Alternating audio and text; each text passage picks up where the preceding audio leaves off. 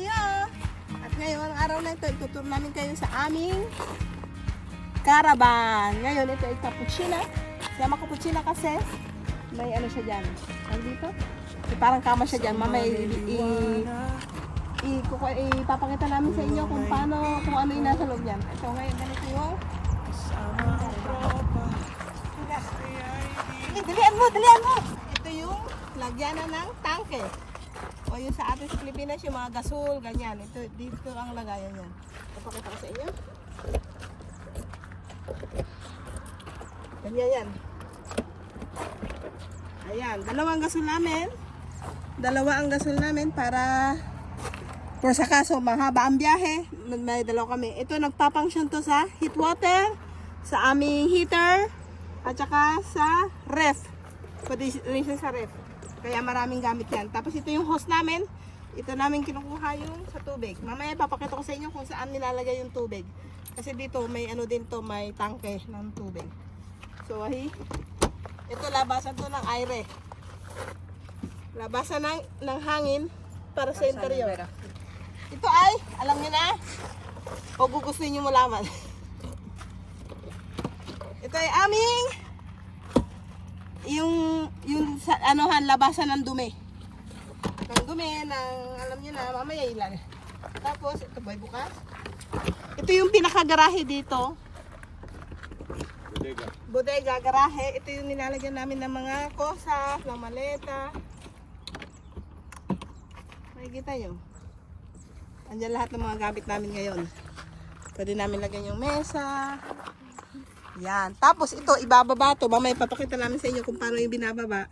Para magiging convertible siya na bed. Yan kami natutulog. Sa ngayon, makikita yung parang magulo pa. Siyempre, alam nyo naman, garahe nga. Ayun. Malaki din siya, malaki yung space. Pwede din lagyan dyan ng bike or ng motor kung kung magkaroon man someday. Tapos, ito yung pinakalikod. Lalagyan namin to in a future. Lalagyan namin to ng bike.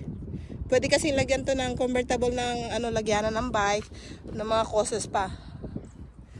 Tapos, tara. Ito yung exterior bale. Ito yung pinapakita ko sa inyo. Ito yung isa pang gate. Ito yung isang pinto doon sa garahe. Pero dito, yung mga ilaw. Kapag gumana, nandito kami ngayon, nandito kami sa area, isang area ng camper van, may loose, may ilaw. Inaarkila yung ilaw, so pwede namin gamitin para mas potential yung sa loob. Pwede kami magpa-charge, makapagluto ng mga rice cooker, ng tawag dito, ng induction. Tapos dito na nga yung water. Yan, sinususian siya para siya protected din. Hindi lalabas yung tubig, hindi rin maanahan. Pero hindi ko nasususian. Mamaya makalimutan. Pero ayan.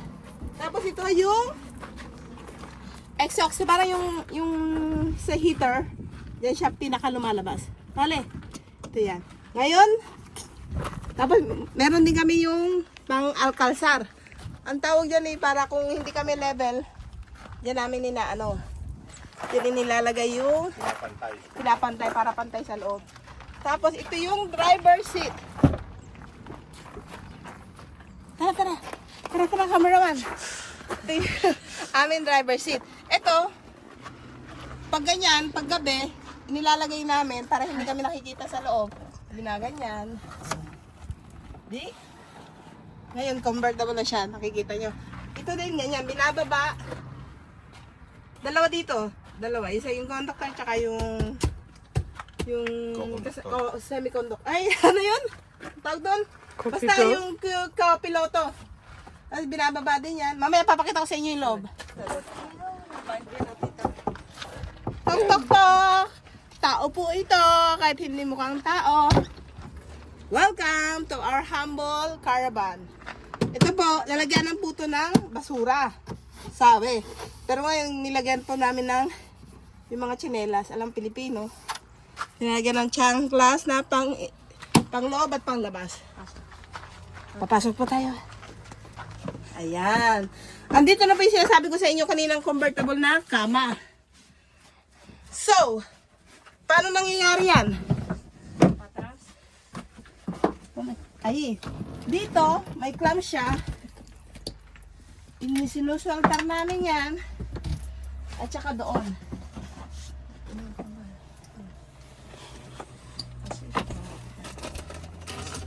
So, magiging kama na siya. Kasi, convertible kama, pwede dyan 2 tao. Tapos dito pa, may isa pang bed. Nakikita nyo naman, bed yan kasi hindi pa. Sube. Ayan. Tapos, ayan yung karambol. Ano tawag diyan? Basta, Karaboja ang tawag dyan. Nabubuksan yan kapag ganyan itong mainit ang panahon o gusto mong tanawin yung nasa taas. Pwede din 2 tao dito o 1 tao. Aming stove. May dual stove po yan. Teka lang, papakita ko sa inyo. Yan. Dual stove po siya. 2 ganyan. Ito yung pangsindihan. Tapos kapag hindi namin kailangan, bababa namin para pwede siyang tungtungan. Ito yung lababo. May mga tubig siya ngayon, pero lababo po yan. Kasi andito yung grifo. Pakita mo yung grifo. Ayan, ang grifo. Makikita niyo po ba? May hot water din kami dyan. Tapos, ito po yung mga almasinahin namin or yung mga lalagyanan. Dito namin nilalagay yung mga pagkain. Dito sa parte ito ng kusina, ito yung mga pagkain. Andito yung kape, mga seasonings, mga noodles, mga stock namin ng pagkain. Pantry, kumbaga. Tapos, 2 yan. Malaki yung mga ano dito. Mga storage yon, mga storage. Tapos, meron din po kami storage dito ng mga plato, mga kubiertos, yun na po. Maraming mga storage dito, yung mga iba pang kosas na pwede, utensil, mga kaldero, mga painit. Tapos, dito rin po yung mga pwedeng gawing cabinet or armario. Armario yan, mga damit. Papakita ko ba? Teka, titignan natin. Ayan! Kung mga galing kami ngayon sa biyahe, so may mga gamit yan. Pati ito. Dito po yung mga tsaketa, yung mga malalaking ano. Mga tsaketa namin kapag winter, pag imbierno siguro mga damit-damit. Yan pa yung ibang damit. Tapos ito, pinag-isipan namin kung ano pang pwedeng ilagay dyan. Pero ano din yan, storage din yan. Tapos yung aming ref, tignan natin kung may laman pa. Meron pa naman pong laman. Yan, ito yung ref namin. Pero 3, ano siya, pwede siyang gumamit ng direct na loose. Katulad yung ilaw nga siya, sabi namin na nag-arikala kami ng electric. Tapos, o kaya pwede rin siyang gas, yung gasol. Pwede rin siya yung battery ng sasakyan. Tapos sa taas yung may solar, solar panel. Ito yung aming pinakasalon. Yan. So, kapag magbabiyahe, 4 dito, 1 dito, 5. 6, tapos 7. So, yan na po. Pakita mo siya. May nakakalimutan pa pala kayo parang master bedroom. Yun. Kasi doon pwedeng isang pamilya, 4, hanggang 3, 4, ganyan. Pwede din 5 mga bata, pag siksikikan nyo dyan. Ayan siya, malaki siya, komportable yung mga kutsyon, yung mga bed. Komportable. Tapos sa mga taas, pwede mo paglagyan ng ibang kosas, ibang things na gusto mo, ng mga needs mo. Katulad ganyan, nagdala kami ng isa pang extra blanket, nasa taas siya.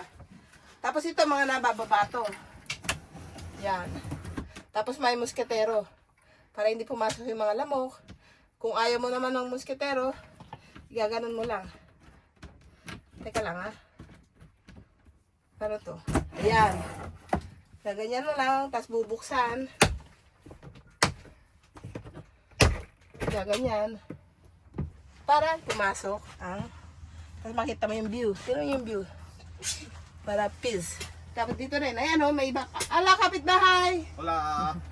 Ayan, kapitbahay po namin. Papakita ko rin sa inyo, ang importante dito sa karavana na to. Kasi syempre, may mga May mga needs tayo sa katawan. Sabes? Tingnan nyo. Ito yung aming little banyo. Toilet. Ayan. Yan yung poppy. Tsaka yung aming ducha. Yan yung shower room. Pasok ka pa. Yan, kinonvert namin ngayon. May lagyan na namin sapatos kapag hindi ginagamit na shower. Ay, meron pa pala nito. Cut mo na lang. Ito nga po pala yung convertible shower. Convertible shower talaga siya. Nilagyan lang namin ng mga ito para sa mga sapatos.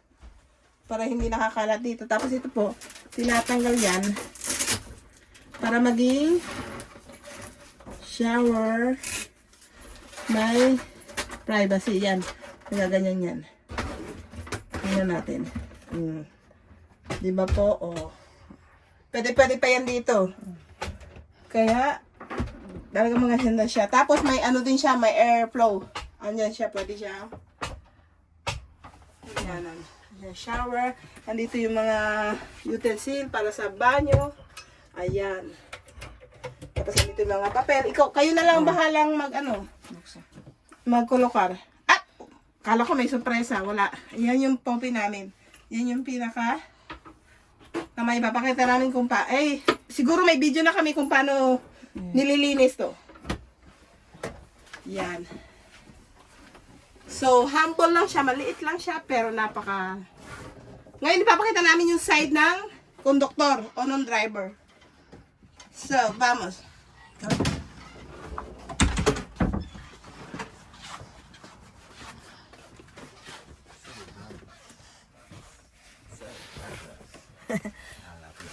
Guys, ito na nga ang side ng ating driver seat tsaka ng co-pilot o co-driver.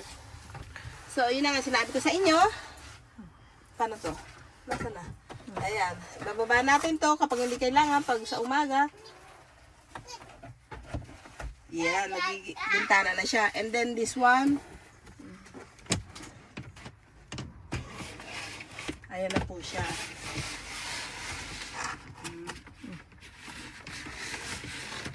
Yan na po. Ito na nga ang driver seat. Komportable siya. Masarap siyang i-drive. Hindi siya nakakala mo parang malaki pero komportable siyang i-drive. Tapos automatic pa, mas komportable. Lalo sa akin tamad mag-ship ng mga cambio. Ayan na nga ang aming kapitbahay na naman. Wala po. Wala kami pera. Pasensya na. Tapos nga, ayun, napaka-komportable nga yan. Kaya, bienvenido sa aming humble caravan.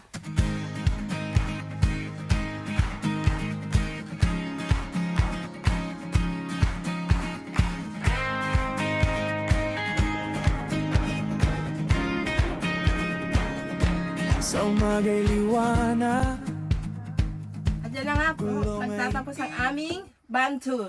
Nakita nyo naman, maliit siya, pero hindi importante kung maliit man o malaki ang space.